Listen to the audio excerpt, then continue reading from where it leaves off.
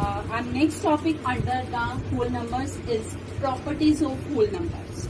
So students, this is one of the most important topic under the whole number, properties of whole numbers. Students, we have total 4 properties of whole number, and under that our first property is closure property. C-L-O-S-U-R-E, closure property.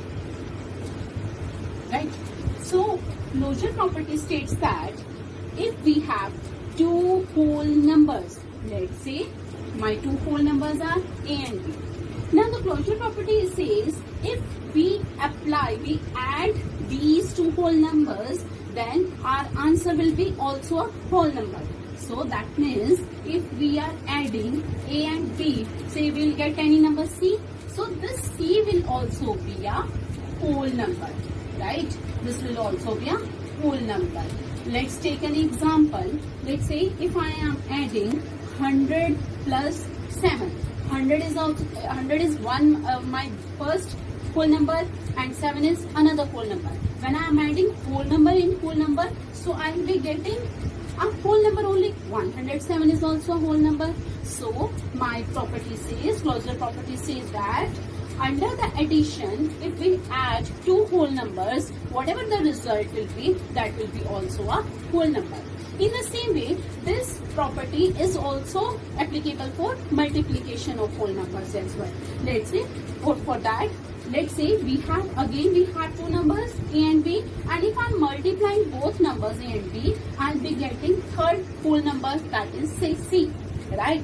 So this property also holds for multiplication. That means let's take an example. Let's say if I take the same example, I am multiplying 100 by 7. So I am getting 700. I am getting any other third whole number. So see here also, when I am multiplying 100 by 7, I got 700. So all 3 are whole number. Thus we can say our whole number, the closure property holds for addition and multiplication. Why I am saying only for addition and multiplication? Because the reason is this closure property does not hold for subtraction and division. So kindly note it down, students. For subtraction and for division, this property does not hold. Does not hold for subtraction and division. Now what is the reason why this closure property does not hold for subtraction and division? The reason is, let's take one example. Let's say I am finding 7 minus 10 for subtraction. First I am discussing the case of subtraction. Let's say I am subtracting 7. I am doing 7 minus 10. So when I am subtracting, I got minus 3, as 10 is the bigger number and bigger number sign is minus. So when I subtract 7 and 10, so this 7 is of minus and this 7 is of plus and 10 is of minus. When I am subtracting, I got 3, but bigger one number is of minus, so I will be putting symbol sign of minus 3. Minus. So that's why here I got minus 3. But initially I told you the whole numbers are only 0, 1, 2, 3. That means we were talking all about positive numbers and 0. But we have not talked about the negative number. But here I am getting negative number as my answer. So this property does not hold for subtraction. It may hold or may not hold, but in all the cases it is not applicable. So solely I'll say this closure property does not hold for subtraction. In some cases it may hold. Let's say if I take 10 minus 7, then I'll be getting 3. See, in this case this closure property is appropriate, but here in this case it is not holding. That's why solely will say our closure property does not hold for subtraction. In the same way, this property does not hold for division as well. Alright, so if I take the case of division, let's say 2 numbers are there, 8 and 4. When I am dividing 8 and 4, I will get 4 2s are 8. Right? Here I am getting whole number. But if I take this case, 4 divided by 8, right? 4 divided by 8, that means 4 upon 8. 4 upon 8. But when I am reducing it to lower term, then it will be 4 ones are 4, 4 twos are 8. I'm getting answer as 1 upon 2. But my 1 upon 2 is not a whole number. This is a fractional number, right? So in division case also, our closure property does not hold.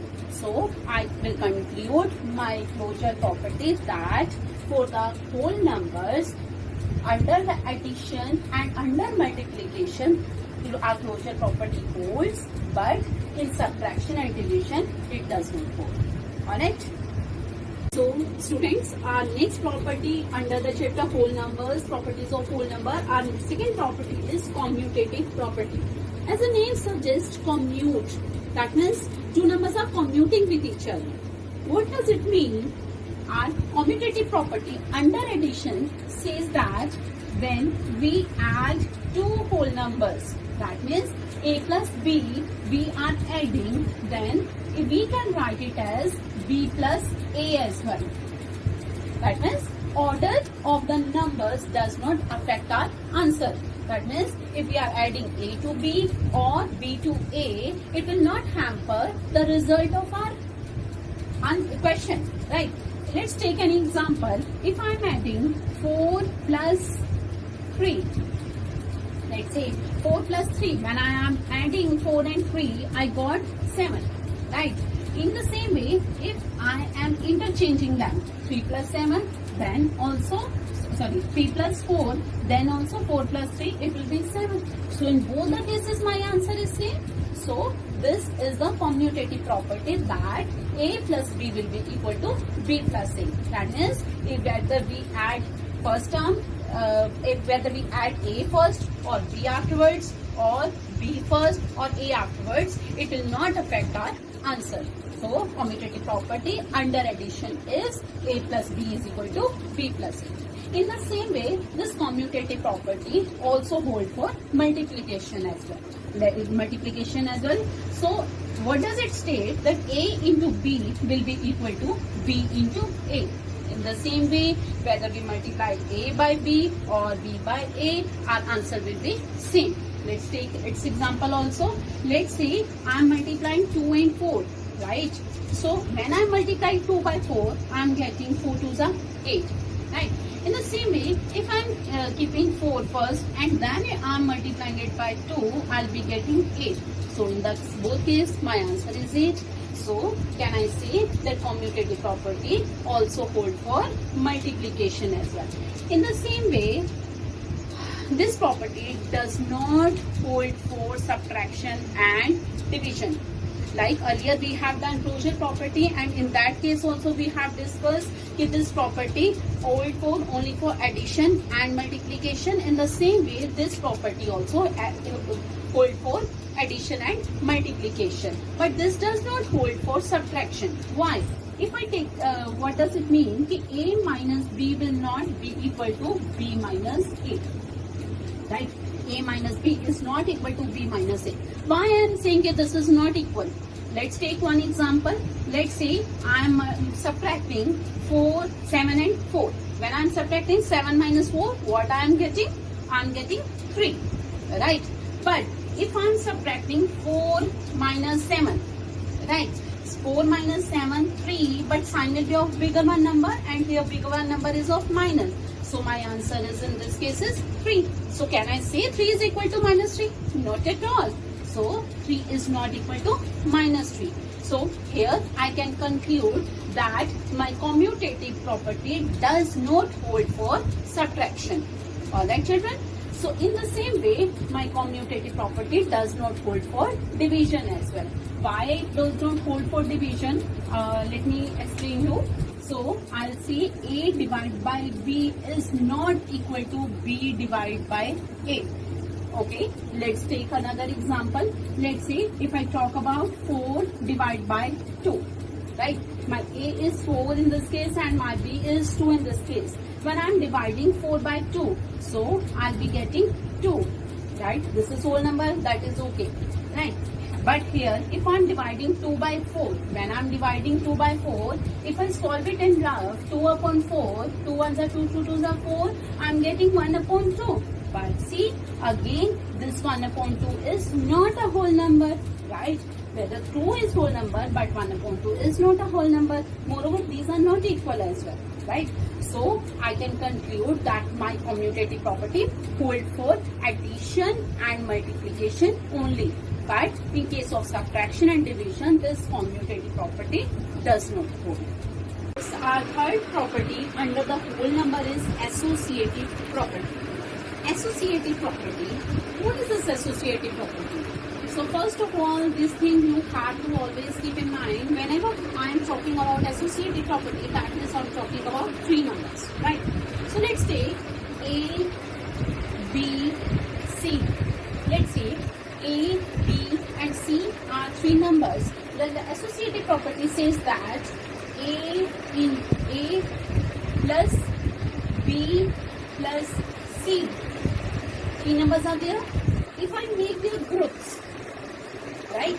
If I make their groups, means if I add first two, whatever answer is there, I add third number in that. That will be equal to A plus B plus C. See, grouping is not changed, right? So earlier I was adding A and B. And whatever the answer was, I was adding C in that, third in that. Then I was also getting whole numbers. So this is also equal to what? If I add B and C first, whatever answer will be, if I in that answer I'll be adding A, then also I'll be getting whole number. So whole property states that A plus B plus C will be equal to A plus B plus C. Alright.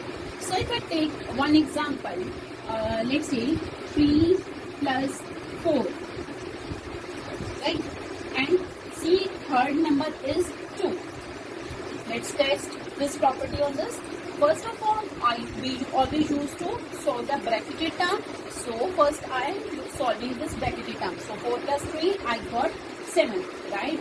7 plus 2, I got 9. And yes, this 9 is whole number. In the same way, if I check this side, right hand side, my A was 3, B is 4, C is 2, right? 3 plus 4 plus 2 bracket is there only. If I am solving this, again, first of all, I will be solving by bracket. So 4 plus 2 is 6, right? And here 3 plus will keep it same as it is. So 6 plus 3, again 9. Yes, 9 is equal to 9. And my left hand side is equal to right hand side. That means, yes, my associative property hold for addition. That is A plus B within the bracket plus C will be equal to A plus B plus C within the bracket. In the same way, this property also hold for multiplication. Means if I multiply A and B, whatever the answer I'll get, I multiply that number by C. That will be equal to A into B into C, right? So let's take another example. Let's say my A is 2, B is 3, C is 4. So if I solve A and B first, 3 2s are 6 into 4. 6 4s are 24. I am getting 24 in the left hand side. In the same way, if I substitute these values in the right hand side, so A 2, B 3, C 4, and I'll make the pair of 3 and 4. So what is my answer? 4 3s are 12. 12 into 2. 12 into 2, 24. So see students, in this case 24 is equal to 24. That means my left hand side is equal to right hand side. Thus, can we say this associative property hold for addition and multiplication. In the same way, this property does not hold for subtraction and division. Okay, so now the question arises, in where we will apply such type of property. So students, let's take the example of associative property. My question, if I take 2 multiplied by 7,392 multiplied by 50. Now I have to apply associative property on this, as we have three numbers A, B, C. My associative property says that I can make a pair of any two numbers as per my convenience.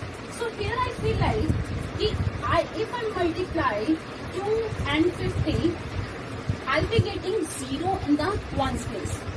So the strategy how we will pick the groups is that we will pick those two numbers by whom we multiply in the ones place we got 0.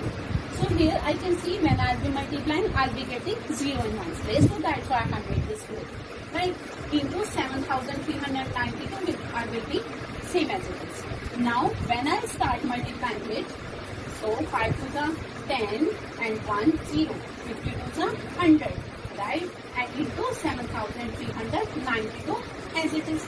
Now the question becomes very easy for me because I know that I need not to multiply. What I'll be doing? 7,392 ones are 7,392 same, and after that I'll be putting 2 zeros. So what I got my answer as my answer? I got 7,39,200. Right? So this is associative property. If we can make the pair of any two numbers, we multiply them first and remaining number afterwards as per our convenience, because this associative property will make our calculation much easier. I hope this property is also clear to you. Our fourth property under the whole number is distributive property. Right? So what the distributive property states that A into B plus C will be equal to A multiplied by B. In between plus sign is here. A into C. Right? So my distributive property states that, let's say if I have three whole numbers A, B, C, then A multiplied by B plus C. See students, in this property I am using two signs, multiply and addition. So I say this property is a property as distributive over addition also. So what the property is? A multiplied by B plus A multiplied by C. Right? What does it mean? If I take one example, 2 multiplied by 4 plus 5 will be equal to, if I solve this, 2 multiplied by, again I am going to take it first, 4 plus 5 is 9. 2 multiplied by 9 is equal to 18. Okay, let's check left hand side also. So 2 multiplied by B was 4 plus A is 2 multiplied by 5. So 4 to the 8 plus 5 to the 10. This is also 18. So left hand side is equal to right hand side. That means yes, A multiplied by B plus C will be equal to A multiplied by B plus A multiplied by C. Now when the question arises, why to do so much when we can solve it directly? The answer is because in class 6 we will not be having this much small questions. We will be dealing with big calculations. So if I take this question, let's say 783 multiplied by 103. Let's take this example. So obviously in class 6, examiner will not be giving you this question to simplify it, simple multiplication only. So this question's calculation will become easy when I'll be using distributive property over here. But how I'll be applying distributive property here? Say 783, I will be writing as it is. But children, 103, I can write it as 100 plus 3, as it is closer to 100. So I can write this 103 as 100 plus 3. So I think this is similar to this thing. Yes or no? So here A is 783, my B is 100 and C is 3. So if I apply my distributive property on this question, I can write it as A multiplied by B. That means 783 multiplied by 100. In between plus sign and then 783 multiplied by 3. 783 multiplied by 3. Now my calculation becomes really very easy because I know 783 multiplied by 100 it will be 78300 plus. Here only simple calculation is required, that is 783 multiplied by 3. Rest all the calculations we have done, and that was really very easy because earlier we were multiplying only with 100, right? Okay, let's multiply this.